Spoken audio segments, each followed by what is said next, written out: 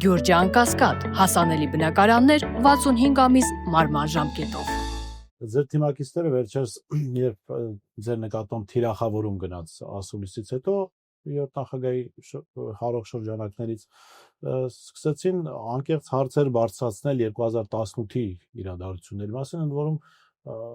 հարցեր, որոնք մենք մի քանի տարի ես գոնե որպես լրագրող բարձրացնում եմ եւ այդ առումով ուրախալի էր, որ падգամավորները արդեն սկսեցին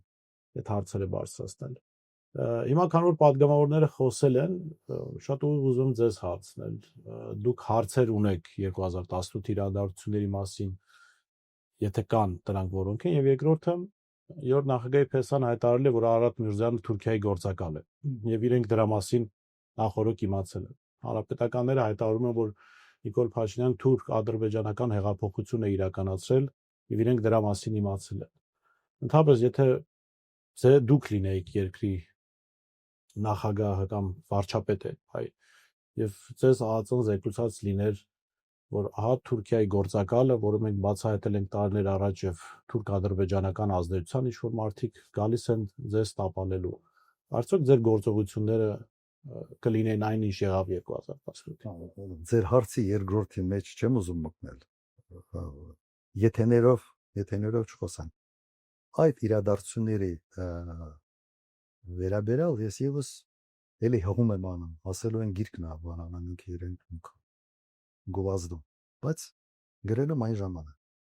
խի եմ հիշեցնում եւս մեկ անգամ վերջի էջերն որ տպավորություն չստացվի, որ ես հիմի եմ դա ասում։ Ես 18 թվականի երգիրքը պատրաստել ես դրա մասին ասել եմ։ Այդ իմ պատկերացումները թե ինչ կատարվեց եւս գրել եմ։ Այս ընթացքում 18 թվականից հետո չենք խոսում դրա մասին եւ ես նաեւ հնարավորին մեր եւ պատգամավորական խմբի հետ եւ մյուսների աջակիցների հետ ասում են դրա ժամանակը չի պետք չէ այդ թեմա շոշափ։ Ինչ կատարվեց իմ մամուլի ասուլիսից հետո այդ մեծ մամուլի ասուլիսից հետո մի երկու հոգի բորբոքվեց, երկու-երեք հոգի։ Ես չհասկացա թե խին բորբոքվել։ Նույնիսկ մեկը ասաց, ես մենք ուրախացել էի, որ Քոչարյանը քաղաքական դաշտում չկա, այս ինչ է։ Ու դրան հետևեց արդեն հայտնի ինչ-որ հարցազրույցներ, հայտնի լայվեր եւ այլն։ Եվ այդ պարագայում վերջը պատասխան պետք է տային, հնարավոր չէ պատասխան չտա։ Եվ սկսեց այս հրաձգությունը։ Մենք չենք տախազանել։ Հակառակը ես այդ տեսանկյունից ինչքան հնարավոր է զսպում էի։ Իշխանափոխությունը շատ ծանր հետևանքների բերեց։ Իսկապես ծանր հետևանքները եւ համոզված եմ եւ հանրապետական կուսակցության համար եւ երրորդ նախագահի։ Ըստ ես մի քվարտյան կասկած չունեմ, որ շատ ծանր ընտանում այն ինչ որ եղել։ Եվ հասկանում եմ, որ իրենք ունեն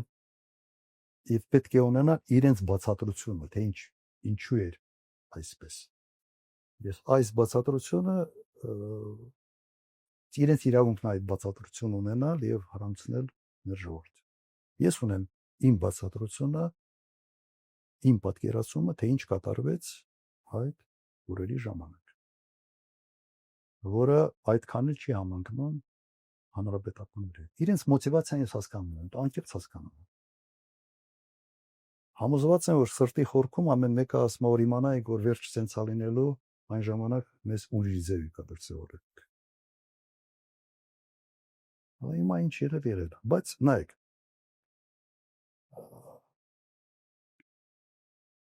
Եղել է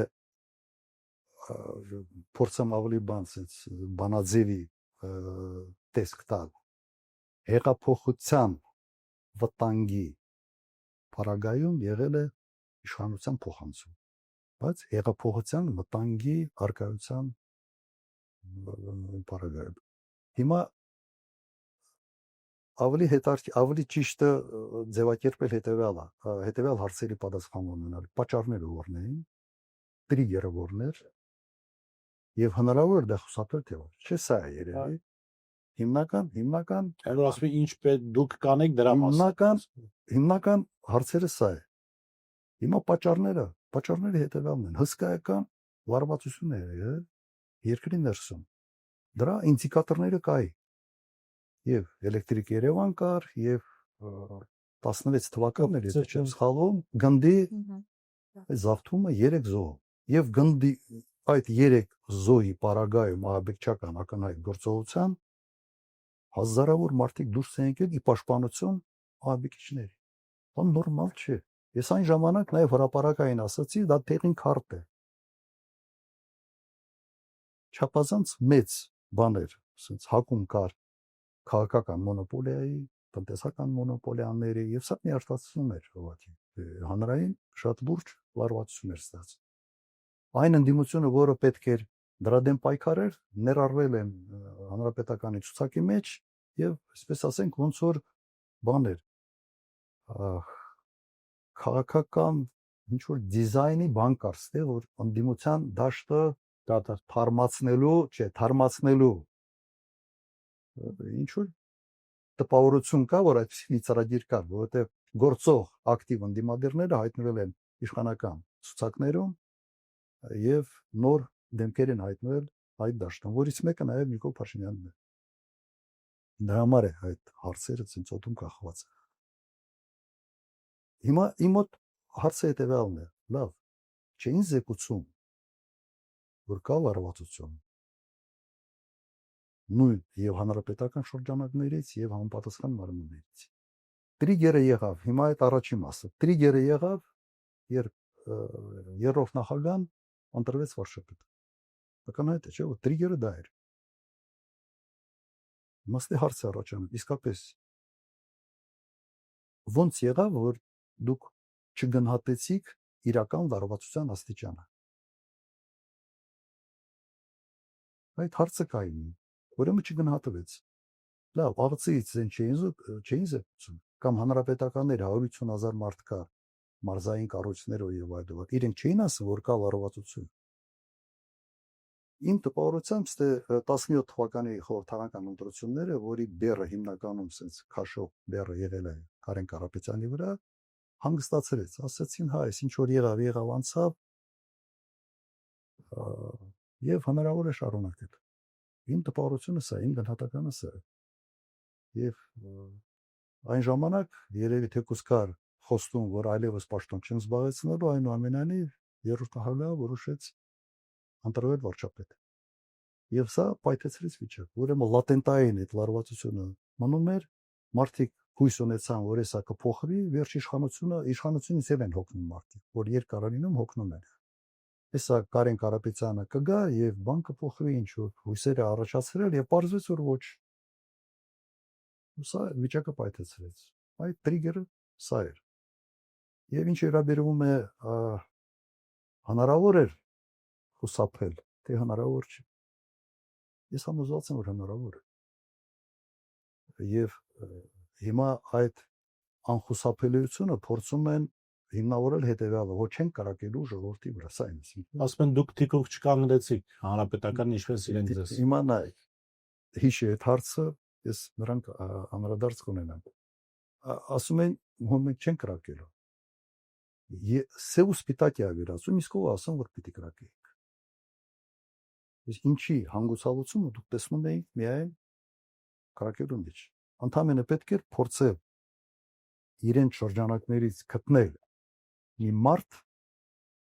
ընտրել, դուք ունեք մեծամասնությունը խորհրդարանում, մի մարդ, որը ցենց պինդ նաև բնավորություն ունեցող մարդ, ամուր մարդ, 150,000 հանրապետականներից ընտրել այդ մարդու եւ փորձել վիճակը հանգստացնել։ Կարող է ստացվեր, կարող է չստացվեր, կարող է, բայց փորձ կանեք։ Ես համոզված եմ, որ կստացվի։ Եթե ճիշտ մարդու վրա կանգնենք, կամ եթե հանրապետական չի, այլ մարդ գտնեն, որը ուղիղ կապ չունի հանրապետականների հետ, բայց որը պետական կառավարման փորձ ունի եւ որը այսպես կհանգստացներ մտնոլորտ։ Կարեն Կարապետյանի անունը կհանգստացվեր։ Ես համոզված եմ, որ եթե ընտրվեր հենց սկզբից Կարեն Կարապետյանը, այս պատմությունը չէր լինի։ Հիմա Կարեն Կարապետյանը իրենք ասում են, որ ինքը հրաժարվեց։ Լավ։ Ինքը ընդամենը մի քանի ամսվա հանրապետական էր։ Էլ մարդ չկար, լավ, ինքը հրաժարվեց, ուրիշ մարդ։ Իմ գնահատականը սա է։ Միշտ եթեներով խոսալ հետ գնալը մի քիչ դժվար բան է, որովհետև եթեն տարբեր սցենարներ ունի։ Բայց դա իմ վերսիան է այդ իրադարձությունների եւ հնարավոր զարգացումներ։ Հիմա ես ընդունում եմ, որ հանրապետական կուսակցության վերնախավը, ես չեմ ուզում կուսակցությանը եւ վերնախավը ասենց նույնացնել, չեմ ուզում։ Բայց վերնախավը ունի իրենց վերսիան այդ իրադարձությունները եւ այդ վերսիան եւս գոյության իրավունք ունի։